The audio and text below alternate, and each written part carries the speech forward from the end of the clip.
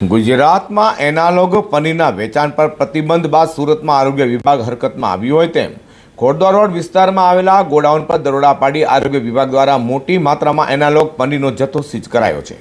તો બીજી તરફ એનાલોગ પનીર પર પ્રતિબંધને લઈને હવે આરોગ્ય વિભાગના આગામી દિવસોમાં દરોડા યથાવત રહેશે તેમ પણ જણાવ્યું હતું. ગુજરાતમાં એનાલોગ પનીરના વેચાણ પર પ્રતિબંધ લાગુ થયા બાદ સુરત આરોગ્ય વિભાગે કડક કાર્યવાહી શરૂ કરી છે.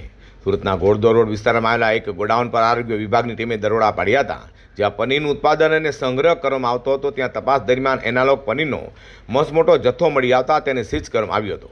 હવે ગુજરાત સહિત સુરતમાં પણ એનાલોગ પનીરનું વેચાણ કરી શકાશે નહીં. આરોગ્ય વિભાગ દ્વારા નિયમોના પાલન માટે સતત ચેકિંગ અને કાર્યવાહી ચાલુ રાખવામાં આવશે તે માહિતી સામે આવી રહી છે. મારું નામ dB Makwana, food safety officer, Surat મહાનગરપાલિકા.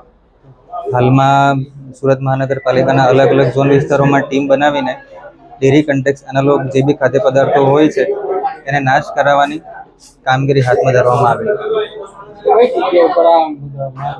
હાલમાં 8મા ઝોનમાં રામચોક નજીક આવેલી એક સંગ્રહ કરતી પનીર ડેરી કન્ટેક્સ એનાલોગની સંગ્રહ કરતી એક સંસ્થા છે, જ્યાંથી આ રીતનું મુદ્દામાલ મળી આવેલ છે તેને નાશ કરવાની કામગીરી કરવામાં. નામ ઇનાયતભાઈ છે. હું એનાલોગ ચીઝ વેચતો હતો, જે કાલે જ સરકારે નિર્ણય લીધો છે, એસએમસીએ નિર્ણય લીધો છે કે કાલ રાતથી આજથી સવારથી બંધ કરવાનું, સેલ કરવાનું. તો જે અમારી પાસે હમણાં સુધીનો સ્ટોક પડ્યો છે તે આજે આ લોકો ચેકિંગમાં આવ્યા છે, તો આટલો સ્ટોક એમને જાહેરાત કર્યો છે, જોવામાં આવ્યો છે. કેટલા સમયથી તમે બિઝનેસ સાથે જોડાયેલા છો? એકદમ ઇમરજન્સી નિર્ણય લીધો તો શું કે એમને જે એસએમસીએ જે નિર્ણય લીધો બહુ સરસ છે. આ નિર્ણય એમને બહુ આગળ લેવા જતો હતો. આમાં બી એ લોકોએ બહુ લેટ કર્યું છે અને બહુ અચાનકથી કર્યું છે. કાલ રાત્રે હજુ 8 થી 10 વાગે તો એમનો સર્ક્યુલર આવ્યું હતું, અને આજે સવારે તો એ લોકો ચેકિંગ પર આવી ગયા છે.